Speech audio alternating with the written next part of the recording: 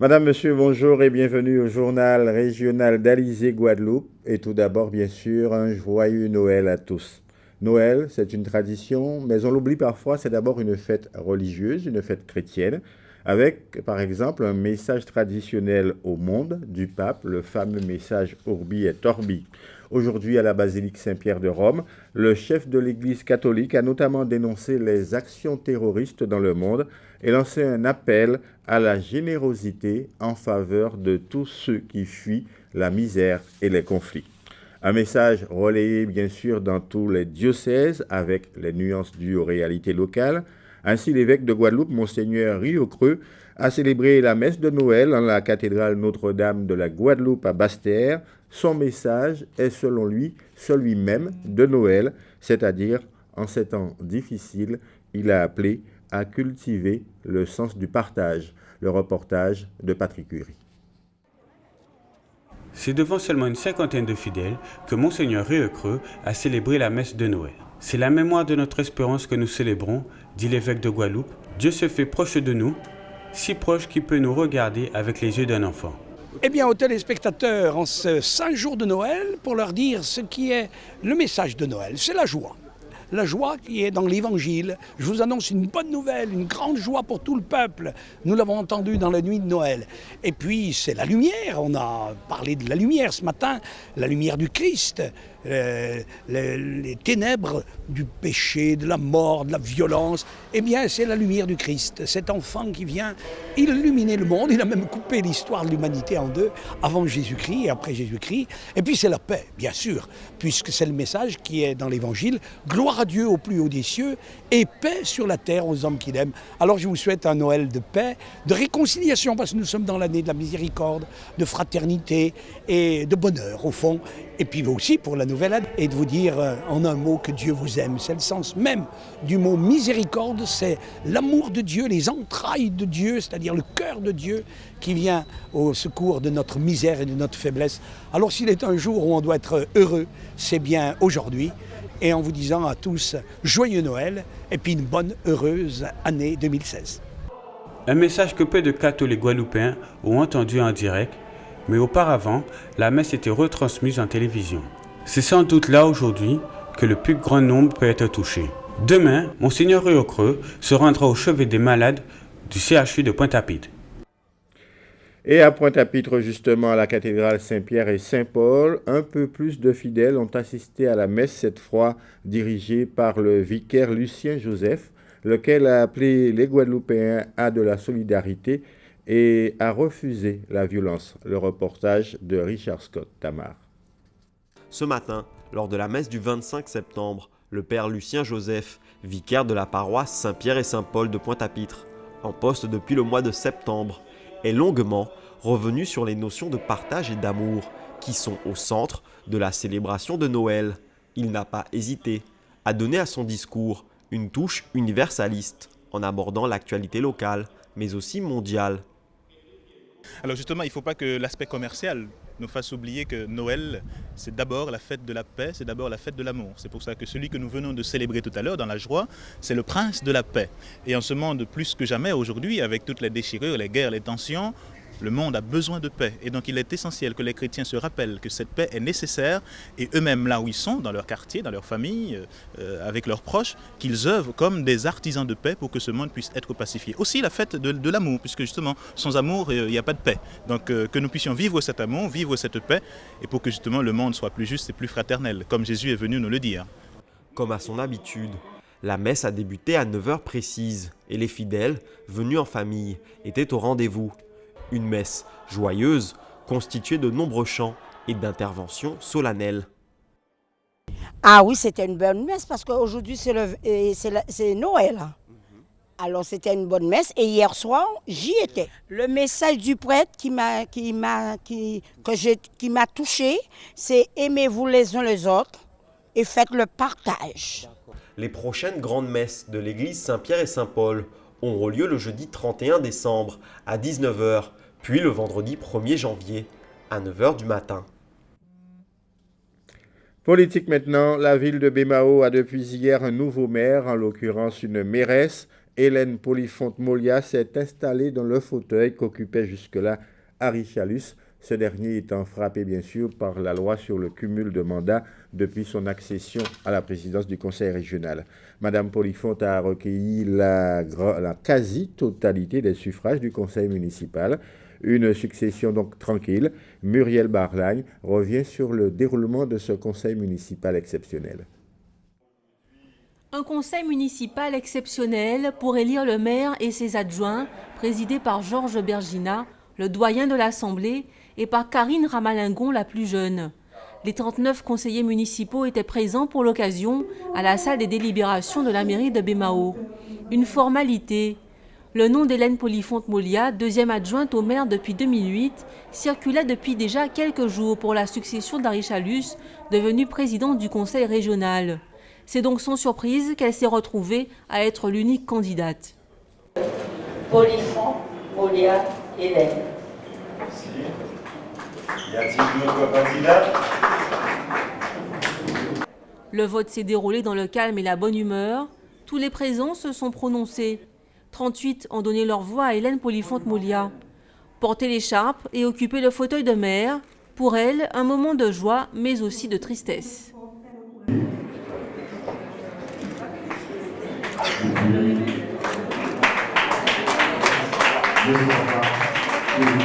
C'était la presse d'Harry. Il était en politique, je suis toujours derrière lui, mais pour moi c'était toujours à cette place-là. Et vous comprenez qu'aujourd'hui, c'est avec une grosse émotion, beaucoup de chagrin que j'occupe cette place, sachant que dans mon cœur, elle lui était destinée complètement. À 49 ans, ce professeur d'histoire et de géographie a déjà mené sa barque dans le monde politique. Arrivée à la mairie de Bémao en 2001 avec Harry Chalus, elle a d'abord été 3e adjoint au maire, puis 2e adjoint nommé aux affaires sociales et à la santé. Ancienne conseillère régionale avec l'équipe de Victorin Lurel, elle a siégé dans de nombreux organismes comme l'ADOM ou le comité du tourisme des îles de Guadeloupe. Avec ses nouveaux adjoints, elle entend poursuivre le travail commencé dans la commune. Je poursuivrai en accentuant tout à fait, vous l'avez compris bien, ma démarche en direction des jeunes, mais surtout de l'éducation. L'enseignante que je suis, je veux également continuer à travailler pour cette jeunesse, que ce soit dans le domaine de la formation, de l'insertion, mais aussi de l'éducation. La tâche s'annonce ardue, mais Hélène Polifonte-Molia s'est dit prête à relever le défi. Elle a affirmé pouvoir s'appuyer sur sa nouvelle équipe, constituée en majeure partie des membres de l'équipe précédente. Harry Chalus n'est donc plus officiellement le maire de la ville de Bémao. Il est donc le nouveau président de la région, je vous l'ai dit. Après 14 ans de mandat, il reste cependant l'homme fort de la ville, politiquement en tout cas, même s'il se défend de vouloir piloter à distance son conseil municipal et donc son successeur. On l'écoute au micro de Muriel Barlagne. Je ne quitterai jamais Bémao, je l'ai dit, pour des conseils. Par contre, je ne ferai pas comme certains. Je prendrai toutes les décisions pour dire il faut faire ça, il faut faire ça. Il faut que l'équipe puisse prendre son élan. Si demain j'ai un accident, si je meurs demain, il faut que Bémao continue à vivre. Et c'est ce que j'ai inculqué depuis 2001. Et sachez-le, tous mes adjoints avaient délégation de signature pour tous mes adjoints. Comme je l'ai dit, si quand on l'a coulé, nous toutes coulé. S'il marchait bien, eh bien, ce soir, aujourd'hui c'est une fierté pour moi. Une jeune qui m'accompagne depuis 1999, Madame Polifonte, et bien d'autres, eh bien, elle est maire de Bémao aujourd'hui, c'est une fierté. Ça fait un petit pincement quand même au cœur de quitter, mais je serai toujours là. Une élection reportée en revanche. Cela se passe en Haïti. Le deuxième tour de l'élection présidentielle n'aura pas lieu comme prévu dimanche en raison des nombreuses dénonciations de fraude portant sur le premier tour. C'est l'une des informations de notre Minute Caraïbe. CARICOM. Le récent rapport publié par l'Organisation pour l'alimentation et l'agriculture des Nations Unies, la FAO, fait état des progrès réalisés dans la région des Caraïbes dans la réduction de la sous-alimentation et en vue d'atteindre les objectifs mondiaux. Le nombre de personnes sous-alimentées dans les Caraïbes a diminué, passant de 8,1 millions en 1990-92 à 7,5 millions en 2014-2015. La proportion de personnes sous-alimentées a baissé de 27% à 19,8% pendant la même période. Malgré ces progrès encourageants, Selon la FAO, certains pays de la région enregistrent des niveaux de sous-alimentation entre 10 et 20%, à l'exception d'Haïti, qui a un niveau extrêmement élevé de sous-alimentation qui affecte près de 50% de la population. Le coordonnateur de la FAO dans les Caraïbes, Dr Deep Ford, a déclaré que la question de la sécurité alimentaire de la CARICOM peut être définie comme précaire compte tenu des risques élevés de catastrophes naturelles et du spectre du changement climatique. Antigua. Suite à la restauration de l'aéroport Charles Douglas, qui a subi des dégâts importants après le passage de la tempête tropicale Erika en août dernier, l'Aliat ajoute un autre vol à destination de la Dominique. Le transporteur a annoncé qu'il mettra en œuvre un vol quotidien supplémentaire entre Saint-Jean et Roseau à partir du 25 décembre. Nous applaudissons les efforts inlassables du gouvernement et du peuple de la Dominique pour reconstruire leur belle île après les ravages de la tempête tropicale Erika. Nous sommes conscients que cette période de l'année est de la plus haute importance pour nos clients et nous sommes heureux d'aider le pays à réunir les visiteurs, les amis et les familles pour les vacances, a déclaré le directeur d'exploitation de l'Aliat, David Evans. Porto Rico.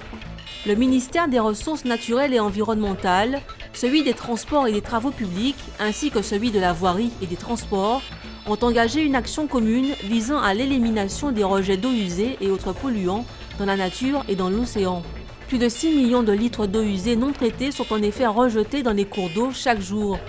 Les ministères concernés ont déclaré que les eaux usées non traitées peuvent transporter des bactéries, des virus et autres polluants nocifs qui peuvent causer un certain nombre de maladies. L'exposition directe et indirecte humaine avec des eaux usées non traitées présente un danger imminent et important pour la santé et le bien-être humain. Le gouvernement investira ainsi environ 77 millions de dollars US dans la modernisation de ces infrastructures de traitement des eaux usées. Et je vous confirme bien l'annulation du deuxième tour de l'élection présidentielle en Haïti qui était initialement prévu dimanche. Revenons en Guadeloupe et retour à Noël, cette fois dans ses aspects festifs et culturels. On le sait, la consommation de la viande de porc est une pratique culinaire liée à cette fête de Noël, une consommation qui bondit en cette période de façon considérable, mais elle ne profite pas toujours à tous les acteurs de cette filière économique. Explication Anne-Elisabeth Arsène.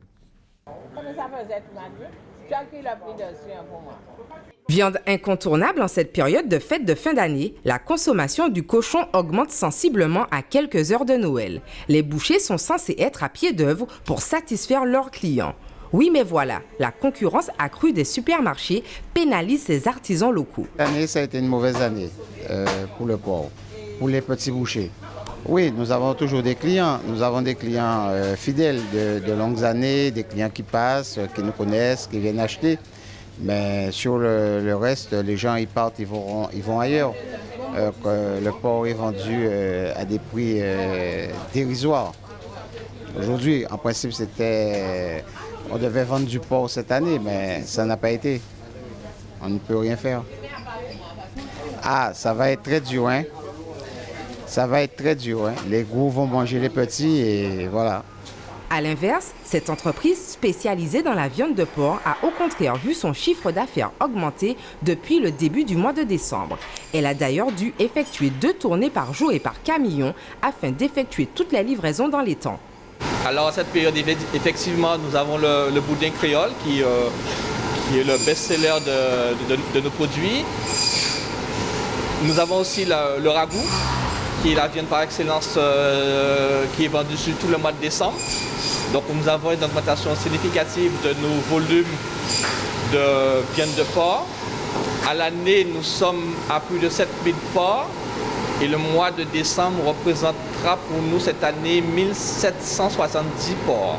Donc on a vraiment une augmentation significative du volume de viande travaillée. Depuis le 15 décembre, l'abattoir du Moule livre 420 porcs par jour. C'est l'équivalent d'une semaine de production en période ordinaire. Hier, 24 décembre, c'était la date anniversaire de l'arrivée en Guadeloupe des premiers travailleurs indiens engagés, le 24 décembre 1854. Un événement commémoré au Memorial Act pour signifier que cette page d'histoire fait partie de la totalité de l'histoire guadeloupéenne et donc est l'histoire de tous les Guadeloupéens. Richard Scott Tamar. Afin de commémorer cet événement, les représentants de la communauté indienne se sont réunis sur la darse, au pied du monument commémorant l'apport culturel indien en Guadeloupe. C'est une cérémonie pleine d'émotions, dont les participants ont affiché la volonté de réunir l'ensemble des Guadeloupéens autour d'une histoire commune. Il s'agit simplement, aujourd'hui c'est un moment donc, de l'histoire de la Guadeloupe, c'est un moment historique, donc nous disons que comme tous les moments donc, importants de l'histoire du pays où on se souvient, on rend hommage aux grands Guadeloupéens qui ont fait notre histoire, il faut penser à cela. Mais sinon, donc, concernant la culture indienne, oui, c'est une dimension de la culture guadeloupéenne qui doit passer dans les habitudes. Il y a beaucoup d'éléments qui sont déjà passés, il faut poursuivre encore le travail, mais notamment au niveau de la formation des jeunes générations, de la transmission dans les écoles, c'est ce que je disais. Il faut effectivement que l'apport indien, donc les souffrances des Indiens, ce qu'ils ont apporté à la Guadeloupe, soient enseignés dans les écoles. Chants traditionnels, offrandes au dieu Ganesh et danses indiennes ont rythmé la matinée. Des curieux étaient venus nombreux, réunis dans une ambiance conviviale. En fait, j'ai entendu sur une radio qu'il y avait la commémoration de l'arrivée des Indiens en Guadeloupe. Et comme je suis curieuse d'histoire, donc par rapport à cette histoire de l'arrivée des Indiens en Guadeloupe en 1854, donc je me suis dit, tiens, voilà une opportunité, une occasion de me rendre sur les lieux pour voir un peu comment se passe cette célébration. La culture indienne fait partie de la culture guadeloupéenne au sens large, souvent discrète et peu célébrée. Elle n'en est pourtant pas moins pleinement rentrée dans les mœurs de l'île.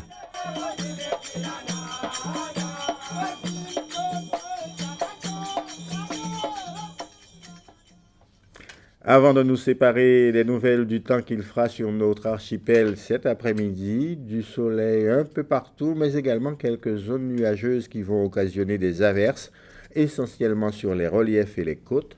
Les zones des Grands Fonds, le Moule, Anse-Bertrand, Dé ou encore Capesterre-Bello vont donc subir quelques précipitations cet après-midi. Les températures, elles, seront comprises entre 25 et 28 degrés. L'information continue sur notre site alizé.com. Je vous retrouve ce soir, 19h, pour notre second rendez-vous régional. Dans un instant, Minute Sport d'Éric Pommier, suivi du journal de TF1 et d'un téléfilm intitulé Noël où tout a changé. Excellente journée sur Alizé Guadeloupe.